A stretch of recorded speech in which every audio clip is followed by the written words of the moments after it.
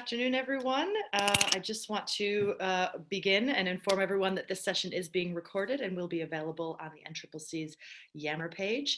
I'd like to begin by paying my respects and acknowledging the strength of elders, the wisdom of knowledge holders, and the resilience of Aboriginal and Torres Strait Islander communities across this land. I acknowledge the Darug people on whose country I currently live, work, and raise my family. I pay my respects to all those who have cared and continue to care for the lands and waters across this continent and to the knowledge embedded forever within the Aboriginal custodianship of country. Acknowledge that sovereignty has never been ceded and that this always has been and always will be Aboriginal land. So thanks everyone very much for attending, and thanks so much to our panelists for coming along. I'd like to welcome all of our Indigenous and non-Indigenous staff and participants and panelists, and look forward to a robust and engaging discussion. This is our third panel in the series on cultural competence and leadership, and this week we're exploring how values and culture are embedded in leadership. Before we continue, I'll just mention that we're using the chat function today to ask any questions. So if something comes up and you'd want to ask something of the panelists, please feel free to pop it in the chat. We'll do our best to monitor it and either pop them in when it's fitting into the conversation, or we'll save them and ask them at the end if they're a bit a different topic. So I will just very briefly go ahead and introduce our three amazing panelists, and then I'll give them a chance to tell us a little bit more about themselves and to tell us what cultural competence means to them. So our first panelist I'd like to introduce is Jax Jacki Brown. Jax Jacki Brown is a disability and LGBTIQ rights activist, writer, and educator. Jax works as a senior advisor in disability at Drummond Street Services in a program providing support and counseling services to people impacted by the Disability Royal Commission. They advocate for LGBTIQ disability communities in their roles advising the Victorian government and other organizations. Jax is a dog person, but lives with a very fluffy cat in a leafy suburb of Melbourne, where they fly the rainbow flag flamboyantly and proudly. Jax is interested in how we can build resilience, pride, and community for people with disabilities. Welcome to Jax. Our second panelist is Cubillo. She's a Larrakia woman born in Sydney with family in the Northern Territory. She has expertise in intellectual property, commercial law, and public speaking. Some of her recent matters include copyright and trademark assignment, drafting licensing agreements, drafting non-disclosure agreements, reconciliation action plans, and Indigenous cultural and intellectual property guidelines and checklists. So welcome to Charisma. And our third panelist is Danielle Mantin. She's a proud Barangam woman from the Condamine River area in Queensland. She has over 10 years experience across a variety of facets within education, student engagement, and program development to build access for Aboriginal and Torres Strait Islander students. Danielle's current role at UTS as Associate Lecturer involves curriculum design and development to embed Indigenous graduate attributes into the learning and professional development of the Graduate School of Health students and staff. And this includes community consultation and collaboration. So welcome to Danielle. Thanks so much to all of you for being here today. And I will go ahead and start with Jax. If you'd like to tell us a little bit more about yourself and maybe give us an idea of what cultural competence means to you. Sure, and thank you so much for inviting me to take part today. It's a pleasure. So I guess I hope my bio kind of sums up a little bit of what I do. I've been working in LGBTIQ disability rights for about 10 years as a freelancer, doing a lot of public speaking and delivering workshops on disability rights from that intersectional lens or perspective. And now I work for Drummond Street Services.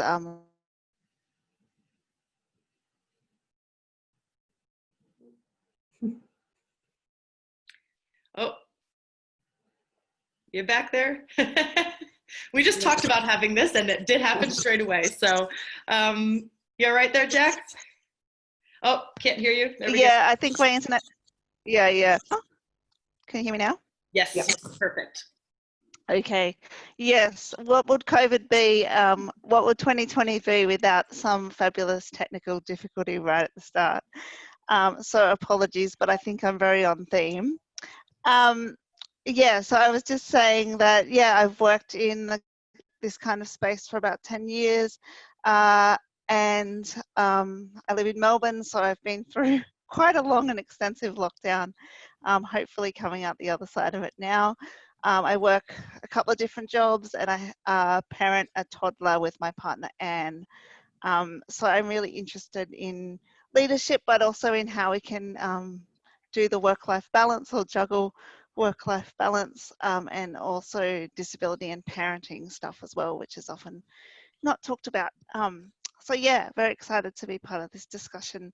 And in terms of what cultural competence means for me, as a queer wheelchair user, it really means having an understanding of the different ways the different parts of identity can intersect or overlap to create disadvantage in someone's life. It means addressing racism and injustice with actions, not just kind of talking about the issues, but thinking about how can we practice allyship, what does that look like? And really understanding that for folks with additional marginalisation or who experience additional forms of discrimination, that we of course face additional barriers to getting into leadership roles, to finding meaningful employment, to actually being able to kind of have the same opportunities and the same kind of access to career paths that other people without intersectional disadvantages have. But it also, for me, I think, well, I think we need to check our privilege and understand disadvantage and intersectionality really deeply.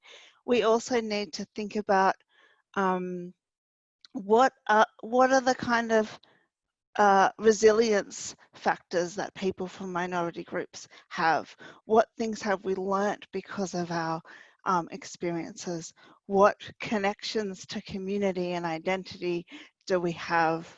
So I'm interested in unpacking disadvantage and ways that we can address it and create a more equitable society, but I'm also interested in kind of the flip side of it, of what are the positives of some of this stuff that we've had to come up against, and how have we kind of developed resilience and community around ourselves to assist us with some of this systemic issues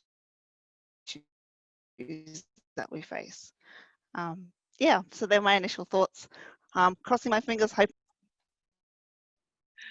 Great, thanks, Jax. And yeah, I think that's great. Sort of, you know, looking at things not from a deficit lens, but from a yeah, what sort of resilience factors do we have? Thank you so much. I will pass over to Charisma if you'd like to give us a little bit more background on yourself and tell us what does cultural competence mean to you. Sure. No, you actually summed it up quite well before, but as you said, I come from Terri, Janke & Company, and we have been operating since 2000. We are Indigenous owned and operated. The majority of our staff here are actually Indigenous. We're located in Sydney. I've been in Sydney for the majority of my life. My mob's actually from Darwin, which is a Larrakia clan. And I was admitted as a lawyer, I think early this year, so I'm still relatively a baby lawyer.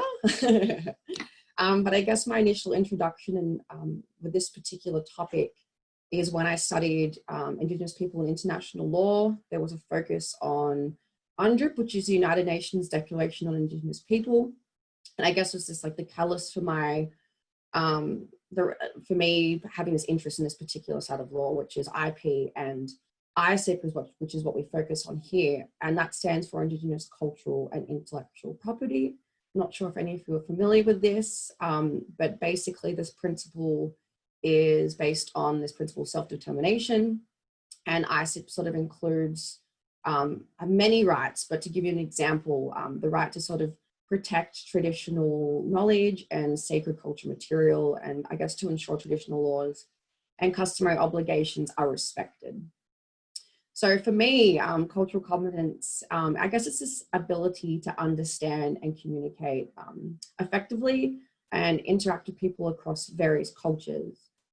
So I guess, you know, cultural competence encompasses being aware of one's, so in my perspective, Indigenous worldviews, and developing, I guess, a positive sort of attitude towards these cultural differences and acting on it as well.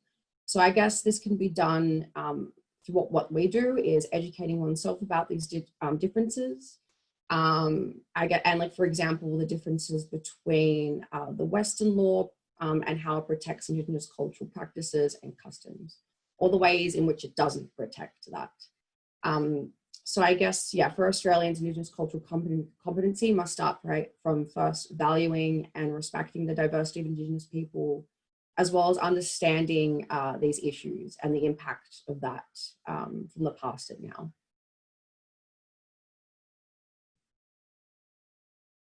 Great, thank you so much. Sorry, trying to mute and unmute myself quickly to make it look seamless. Thanks so much, Charisma and Jax. And Danielle, if you'd like to give us a little bit more background on yourself and tell us what cultural competence means to you. Hi, well, first of all, I'd like to apologise if you hear a baby crying or any other background noise. It seems to be Totally appropriate. Everything is just making a lot of noise. No worries. So my family's Barunga. My great-grandfather was part of the stolen generation. I grew up in Sydney my whole life, particularly Western Sydney. And I think it's interesting. It's a really interesting time, and my nan always reminds me what a privilege it is to be able to work in the space I work in and to be able to embrace our culture, because it's something that she was never able to do when she was growing up. So for her, it's like the best of both worlds. So I work at UTS, and my role is to embed the Indigenous graduate attribute in. We've just moved to be across the Faculty of Health, so a bigger space.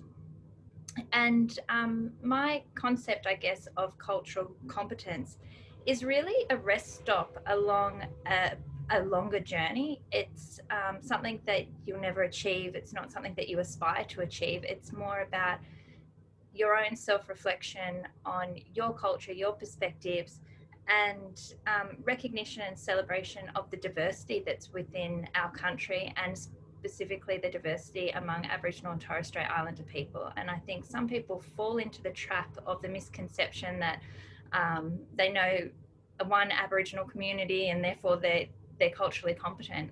But in actual fact, there's so much diversity within Aboriginal and Torres Strait Islander communities. And also, it's not our place to know everything about Aboriginal and Torres Strait Islander community. You know, you're told what you need to know. And I often remind my students that there's some things that we're not meant to know, and that's okay too. And my PhD is in embedding the Indigenous graduate attribute. So I work with 6 community organisations to develop teaching resources and trying to honour the UN Declaration of the Rights of Indigenous People, to make sure that there's self-determination in education and that Aboriginal and Torres Strait Islander people have a voice within the curriculum. And that's about me. That's great. Thank you all so much. It's very interesting to hear from everyone's different perspectives, how they approach cultural competence, but still some very similar themes and ideas running through all of what each of you said. So thanks for that. The next question I wanted to ask you was, what does a culturally competent leader look like to you? Have you been one? Have you had one? If you haven't had one, what do you wish you could have? What sort of person or what sort of attributes do you wish that they could have for them to be a culturally competent leader? So I guess I'll go back to Jax and we'll start with you.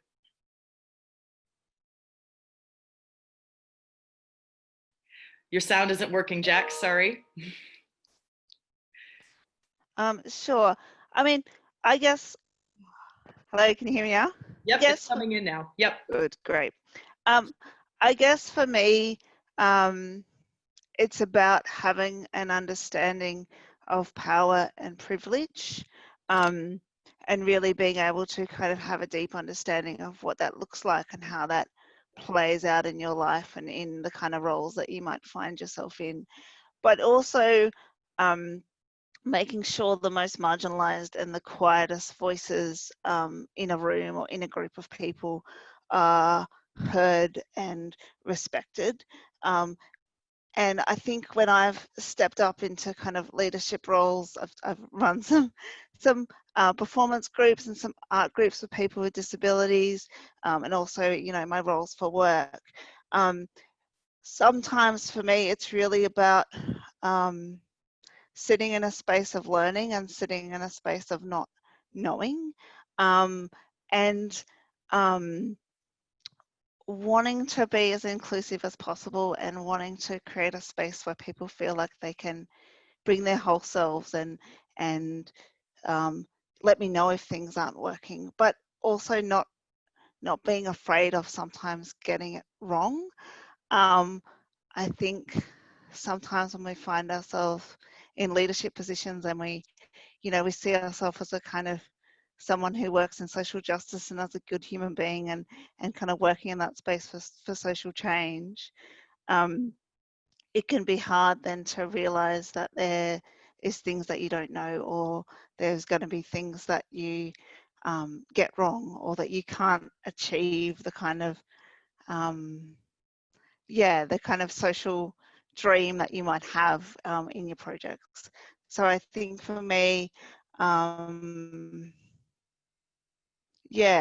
being kind of humble about it, and also really questioning my power and privilege throughout, and going, am I the right person to actually be leading this, or are there other perspectives and voices that I really need to kind of bring into this space and step aside? How could I find those perspectives or those people that I haven't heard from yet, and how could I make sure that their knowledge and their time and expertise is valued and appreciated and paid for?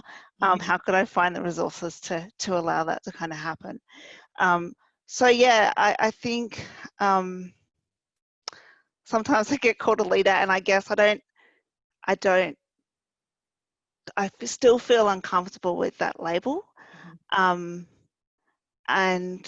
I think I feel uncomfortable with it because often people take up space and call themselves a leader, and then don't actually do some of that self-reflection or think about the ways in which they might be perpetuating power in a space. So yeah, I guess I would like to see leadership that is really inclusive and reflective and inviting for people. Excellent. Thanks, Jax. Some really important things for people to be thinking about how they might work on those, or if they're going into leadership positions, what they need to be working on and thinking about. Charisma, can I throw that question over to you? Yeah, sure. So I guess a culturally competent leader will, take the initiative to do their due diligence by taking the initiative to ensure that they understand, communicate with, and effectively interact in this sort of culturally appropriate manner. And this, actions include researching and reading various protocols, which I will elaborate on a little bit later. We also here at Terri, Janke & Company say you should endorse these True Track principles. And we have True Track workshops here that sort of elaborate on that in much more detail, and I can talk about it all day. But given the time frame, I won't be able to do that. But I will kind of give you a rundown of what those 10 truth principles are. And we tell lots of organizations and individuals to sort of incorporate this into the work that they do with Indigenous people. So I guess the first one sort of respects, and it's based on Article 31 of UNDRIP. And it's basically that Indigenous people have the right to maintain, control, protect, and sort of develop their cultural heritage. And this includes safeguarding their cultural heritage, representing themselves in a way, a curatorship sort of way of their cultural heritage, determine a cultural status for access for the use of their cultural heritage as appropriate, and have their cultural heritage repatriated. The second one is self-determination. So basically, Indigenous people have the right to self-determination in relation to their cultural heritage. So they should be encouraged to basically encourage and empowered in any sort of decision-making process. There's consultation and consent, which is number 3. So there should be free, prime, informed consent for the use of Indigenous knowledge, and it should be sought from Indigenous people. Number 4 is interpretation. So Indigenous people are responsible for maintaining their culture and the interpretation, of course, of their cultural heritage. There's integrity, which is number 5. So maintaining its integrity of the cultural heritage. Of course, like the information is important to Indigenous peoples. So making sure that's all correct. There's also the secrecy and privacy component of it, which is Indigenous peoples have the right to keep their secret and sacred ritual knowledge in accordance with their customary laws private if they want to. distribution as well. So it's respectful to, of course, acknowledge Indigenous people and the custodians of Indigenous cultural knowledge by attributing them and their clans. There's number 8, which is benefit sharing. So obviously Indigenous people have the right to share in the benefits for the use of their cultural heritage. And this can be monetary or non-monetary. I think we're at number 9, so maintaining Indigenous culture. So they have the right to control the recording and the cultural customs expressions, and I guess the particular language, which may be intrinsic to cultural identity. And the lucky last one that we talk about is recognition and protection. So Australian policy and law should be used to recognize and protect Indigenous cultural and intellectual property rights. But yeah, of course, it's a lot longer than that. It's just a small snippet again. Yeah, feel free to email me if you want, I guess, the larger sort of discussion on that. Yeah, and it's called Truth Tracks, is that right?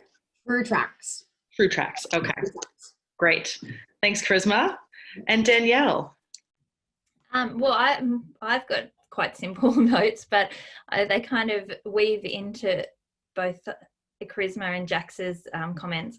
But I think a culturally competent leader needs to begin by listening. I think they need to begin by listening to their staff, collaborating with the communities that they work with, and listening to what the community needs. And that kind of leads into the next question that you'll ask. But I think that a culturally incompetent leader goes in with an agenda and forces or drives that agenda, whereas a culturally competent leader kind of goes in with a blank slate and works with the staff and with the community to develop the solutions that they want and lead the agenda that works for everybody, and it builds on the experience and knowledge of the community and values that experience and knowledge. And I guess it kind of goes into Jack's comments as well about power and the distribution of power. A culturally competent leader isn't too worried about who is in control and who has the power.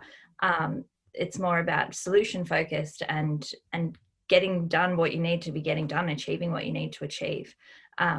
So yeah, I think a culturally competent leader listens and collaborates. That's perfect. I love it. So easy. Why doesn't everyone do it? Thank you all very much for that. And yes, as Danielle mentioned, my next question is really leading into, what happens when people get it wrong, and what are the things that people do in your experience to get it wrong in being that, trying to be a culturally competent leader, or even if they're not in a leading position, what are the things that people do wrong in the spaces that you've been a part of? So I will again start with Jax.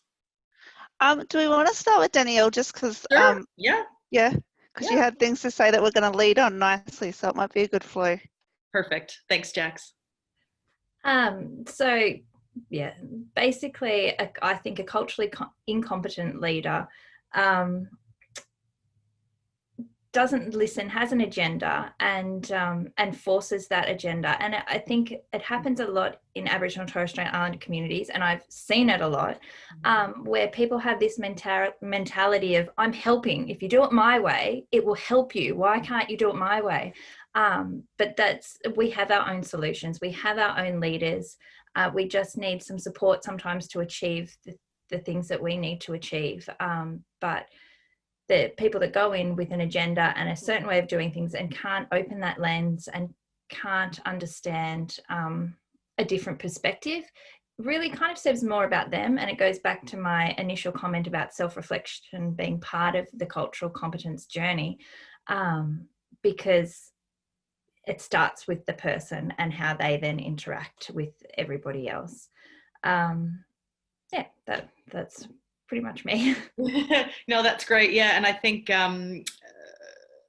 I'll go back to Jax then in just a sec. I think that idea of someone really going in with their own agenda and not listening to the expertise of the people they're trying to help just sort of shows that the inability to be open to other worldviews and other ways of things might actually work in another way, just not the way you're used to seeing it being done. So yeah, thanks. That's a really insightful and important comment, I think, on how leaders can get it wrong, or anyone, even if they're not in a leadership position. So thank you. And Jax? Yeah, look, I think often, particularly when it comes to disability, people don't often realize if they've said something insensitive or offensive.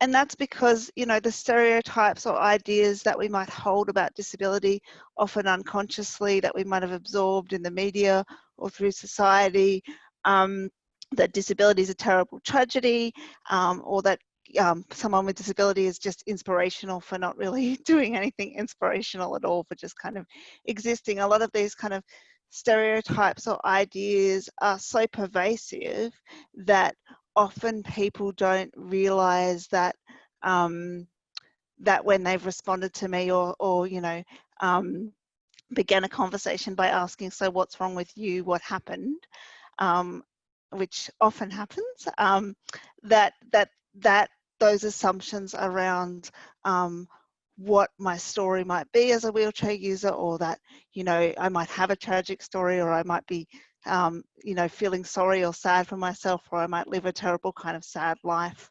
All those kind of assumptions that people often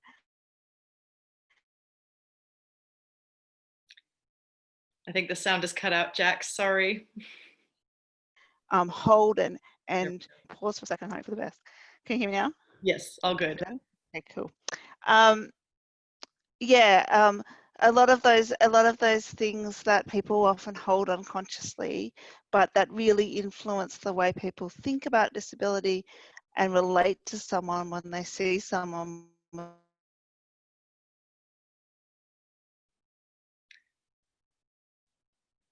Sorry, Jax, it's gone again. with a disability. So can you hear me now? Yes, Good. back. So I think what often happens when people get it wrong is that they either don't know, or when you point it out to them, they become defensive. And that I often end up in this difficult position where I want to educate someone. Sorry, it's gone again. I want to bridge that divide that's happening between me and them. I want to bridge that divide that's happening between me and them, but it's hard to challenge them in a way that is gentle enough to get them to kind of reevaluate the assumptions that they might have made. So I often find I alternate between I'm so sorry, it's gone again. trying to use humor as a maybe I'll just start using the chat box. Well, that's all right. I'll go up to Charisma and then we'll come back to you again in Okay, moments. cool. Thanks, Jax. And Charisma.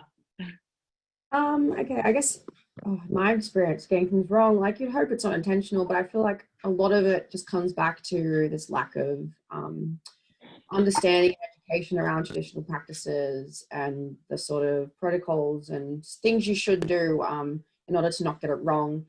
And that's why we have our True Tracks principles. It's sort of like a checklist for things that you should do in order to get it right. I know a lot of, in my experiences, there's been things that haven't been asked, and there's been various issues. So for example, you would have people who just don't do an acknowledgement of country, or there's no consultation and consent with the community in which that's involved. No Indigenous control over what's going on at all. There's no checking of whether the Indigenous songs are sort of appropriate for the project. There might be sacred and secret material involved. There's a whole range of issues there. And I guess some of the things that can happen if that does go ahead is there'll be backlash, there'll be outcry from the community, and it's sort of very hard to come back and fix it, especially if there's any sort of sacred or secret information that's already been disclosed, for example. So yeah, we definitely urge a lot of our clientele and whoever comes in questioning if they've done it right to base it off those principles and tick those boxes in order to get it right. That's great, thank you. And I think that sort of leads into then, if we are trying to become more culturally competent as leaders, in an organization, in the education field, whatever space we might be working and living in, how do we do that? How can we bring all of these things that you've all discussed, that you've all said would be great for someone to be a culturally competent leader? How can we actually espouse these? How can we bring them to life? How do we train people in this way? Where would you start? What changes would you make? How would you try to embed this into various aspects of our lives? I'll come back and maybe try with Danielle, if that's all right. Yeah. Yeah, sure.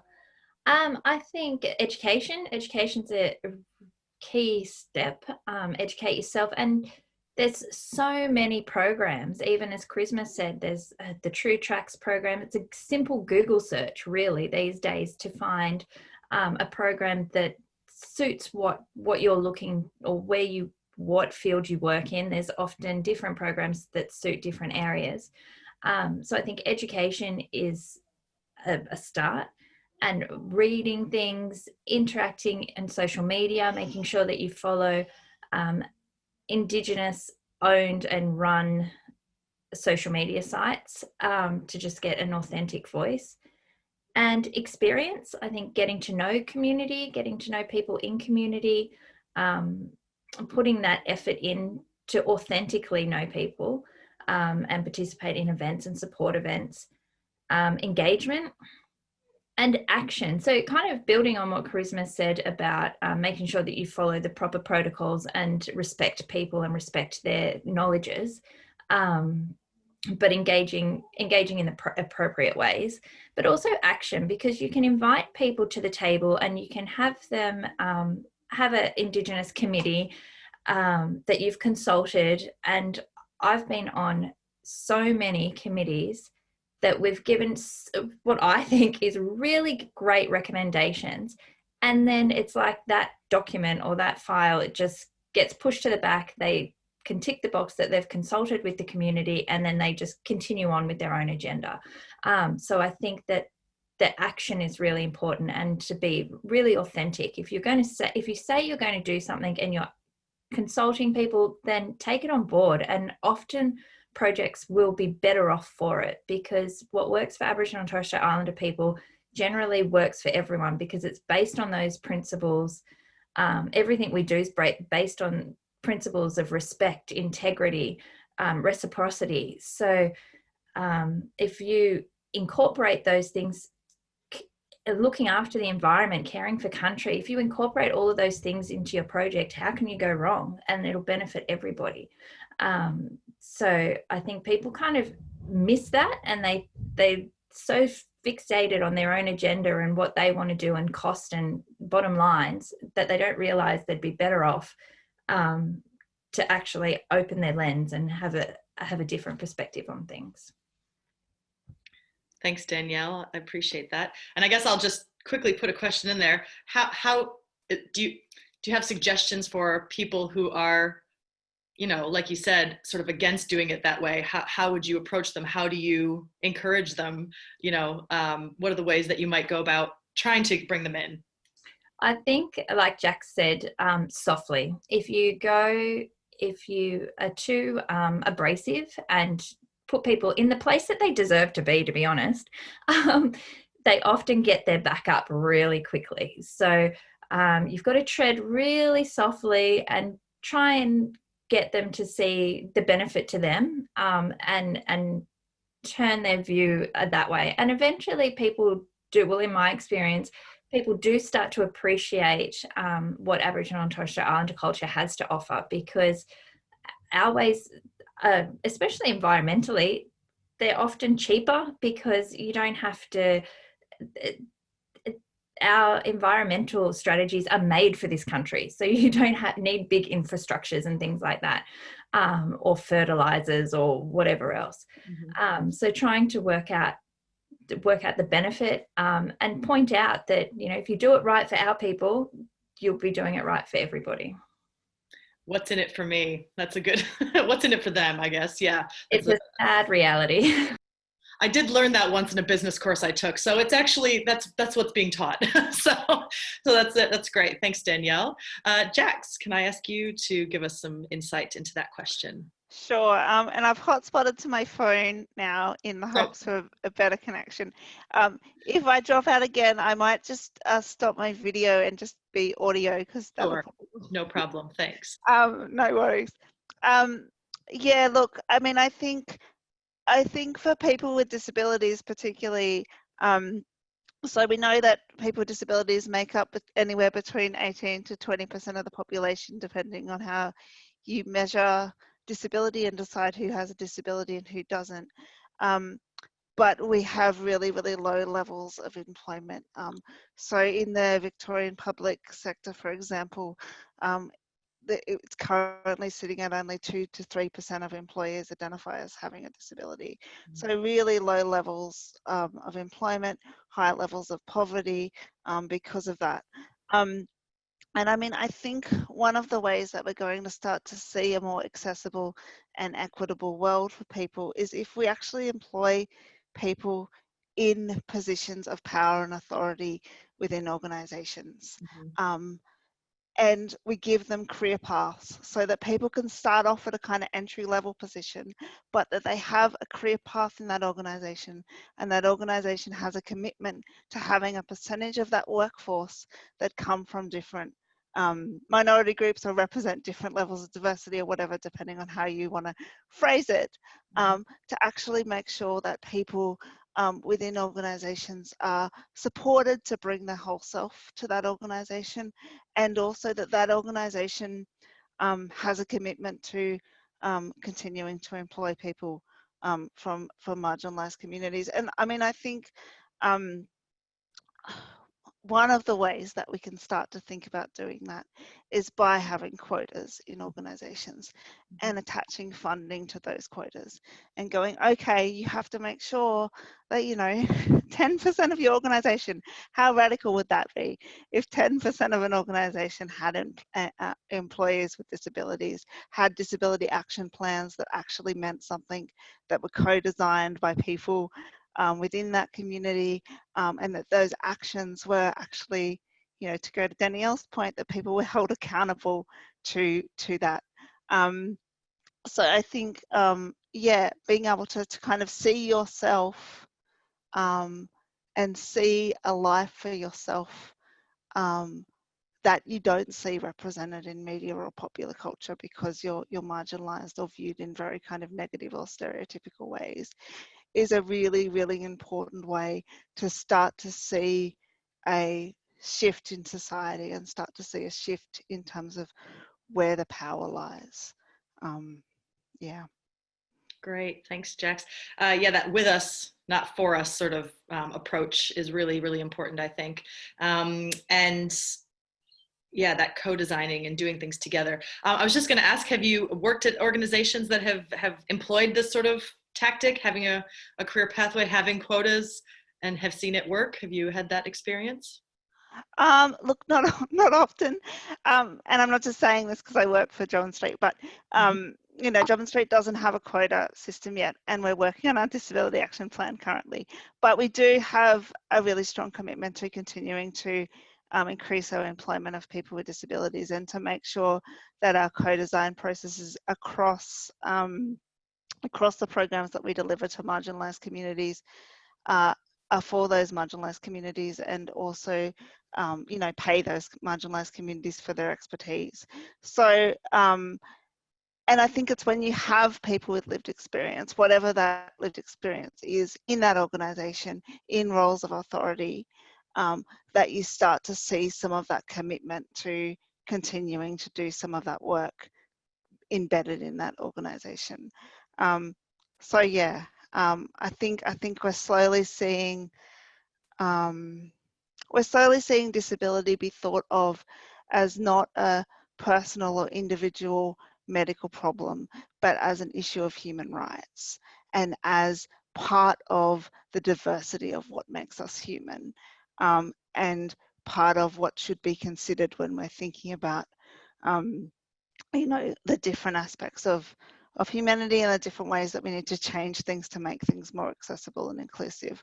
So that really gives me a lot of hope and a lot of energy to kind of keep going and to keep kind of fighting for yeah, a more just world too. So no, I haven't seen the perfect organization yet, but I think we're slowly being part of trying to create them.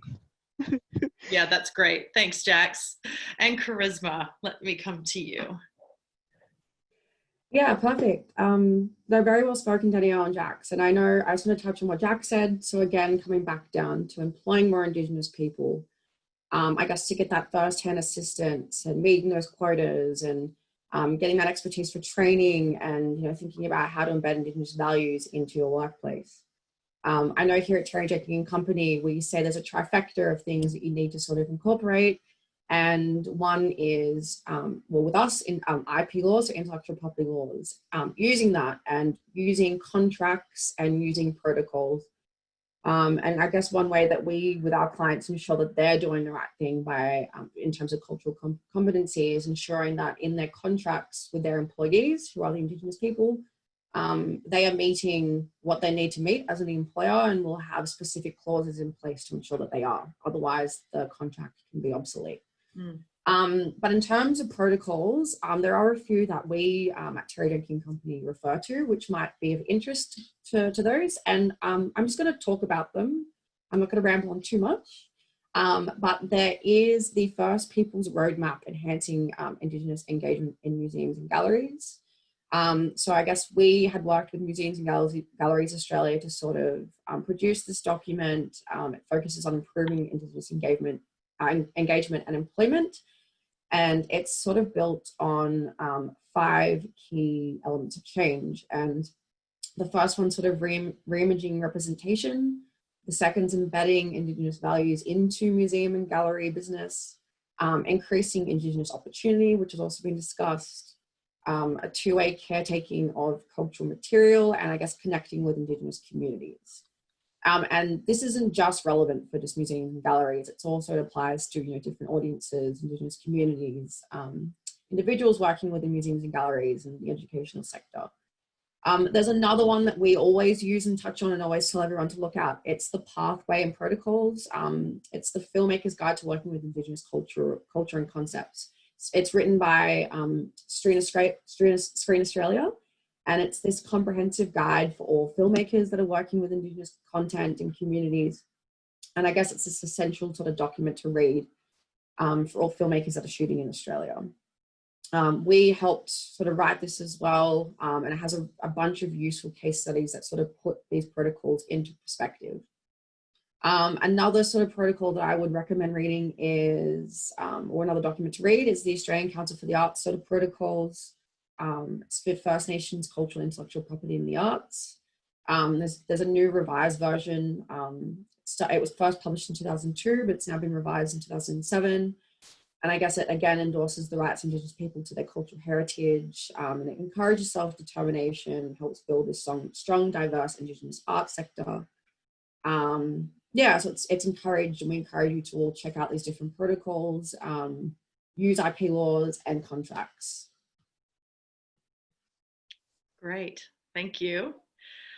Well, that is my list, my official list of questions. So I might see if there's any from our participants who are joining us online. And if we'll just give them a moment and see if anything comes through. But I guess another thing that I was sort of interested in knowing is, well, in terms of what you said, Charisma and Danielle, and I've asked Jax already, have you seen these sort of culturally competent organizations? Have you seen things that are happening in the places you've worked or where you're currently working, or, you know, Charisma, in other law firms? Are you seeing things like this happen, or is it really kind of, you know, you're like the only ones doing it, or is it, yeah, have you been seeing a lot of it happening, or is it still quite slow? Do you want me to start? Yes, sure. Yep, you're unmuted, so you go. Cool. I guess I've worked in other larger commercial law firms, and they haven't really directly, as far as I'm aware, directly dealt with Indigenous people. Here, however, because it isn't an Indigenous owned and operated firm, we really only deal directly with larger companies who deal with Indigenous people or directly deal with the Indigenous people themselves. So many times they've not got it right, and they haven't asked the questions, and they've already gone halfway through the process and then realize there's some sort of issue, and then they've come forward to us, and we've had to obviously have this long discussion about what they should be doing and why they didn't do their due diligence, and look at these sort of protocols that are openly online for everyone to take a look at. And I guess they had assumptions with how they can deal with it, and they just weren't educated. And this is where we've come in. We've had to sort of educate them on the IP laws and give them the protocols, and then go back and really try and get into the nitty gritty of the contracts and making sure they're doing the right thing by the client. Mm-hmm. Yeah, thank you. And Danielle, how about you? Have you seen it?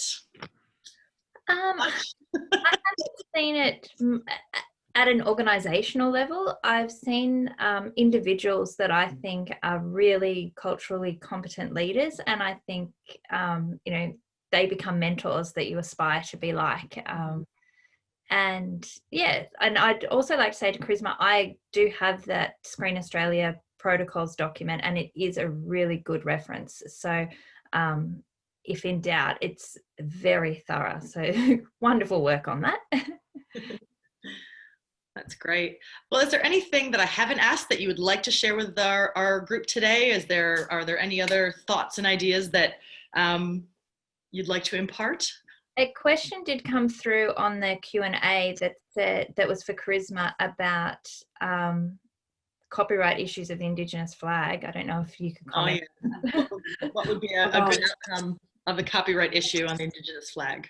Oh no, okay, so how to get from us. Sorry, we've had multiple people come forward to us, and we've actually been bombarded. Oh. And I think Terri has spoken about it before, but it's so contentious, we've sort of had to step out a little bit because of it. But basically he has a worldwide exclusive license to copyright. And it's unfortunate because that obviously gives him the right to use that. And he can give license to people to use it, and Barubri was one of them. And unfortunately, if someone is using it, the flag, for example, to on their merchandise, or they're getting any sort of money out of it, he would want a fair share out of it because it is his copyright, and that's how it works, which is very unfortunate. And I think that's still ongoing. I'm pretty sure this issue is going to be ongoing for a while. Yes, I think so. We haven't seen the end of it. Mm. I haven't seen many other things come in through the chat, so I guess I will just let the three of you, if you have anything else that you'd like to share with us, to please feel free to do so now. Any other thoughts or ideas or top tips for organizational change, or top tips for personal growth in being more culturally competent? I think just do something. If anything, just do something. You might make a mistake, but at least try to do something. It's better than doing nothing. And even just being here, that's a great step. Yeah, we had 84 participants at one point, so at least 80 other people getting themselves some more information and expanding their viewpoints, which is great. Thanks, Danielle. And I also think, having ongoing training, at least having annual training that is created by and led by the group or of people that you're trying to learn more about, so LGBTIQ plus people or people with disabilities or Aboriginal Torres Strait Islander people, like making sure that when you are getting training for your staff or your organisation, you're actually sourcing it from the people with the lived experience and expertise, and that the money you're paying for it is going back to those people. I think that's really important as well. Great tip. Thanks, Jax. And Charisma? Actually, I just wanted to say, I know given the time, and I imagine putting people on the spot to have questions is a bit daunting. So I just wanted to say, if anyone actually has questions, feel free to, I will contact me via email or phone. Yeah. Thank you. I did see a couple, one question come through. Given the pressures of workplaces, how do you maintain the right mindset of being a culturally competent leader? Tough one, especially in this time, I think. But any tips or ideas about how you can keep having a positive mindset about trying to become culturally competent, especially when you might work in an organization which doesn't necessarily value it or makes it very difficult for you when you're trying to do things to better yourself, you know, to make yourself more culturally competent? How do you manage that or deal with that? I would personally say just having a conversation, if not with your colleagues or someone from the higher end, so the boss, maybe I feel like it should be open for you to have a conversation about this, especially now that it's in the spotlight of being an issue. I think it should be okay to have this comfortable conversation about your thoughts and how it should be potentially changed in the organization, if so. Thanks, Charisma. Danielle or Jax? Danielle? Yeah, I think it is really difficult. And I think if you work in an organisation or an institution that has a culture that's been long established, it's hard to come in and try and change that culture. But I think you need to persist and even tread slowly. Little changes go a long way. And especially, as Charisma said, try and engage people and take them on your journey. The reality is, you know, Indigenous people make up 3% of the population and the majority is 97%. So we really need the majority to be challenging the status quo and making these changes. Agreed. Agreed. Thank you, Danielle. And Jax, did you have anything you wanted to add to that? No, not really, but there's another question in our Q&A.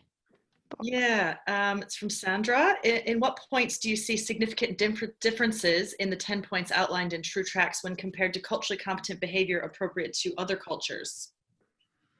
Can you see that one, Charisma? No.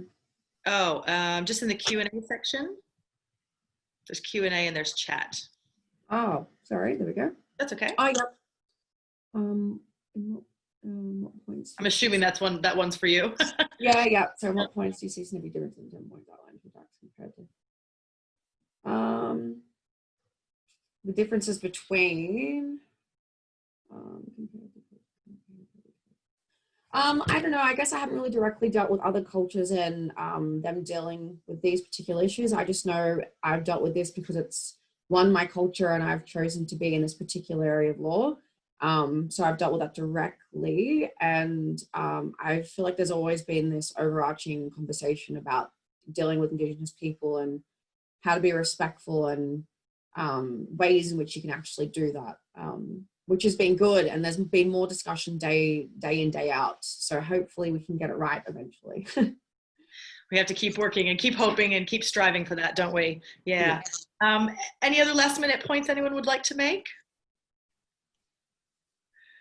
Well, it's been an absolute pleasure to have the three of you here with us today. Thank you so much for your input, your experiences, your time. We really appreciate it. The group really appreciates it. And thanks so much. We hope to see you again soon.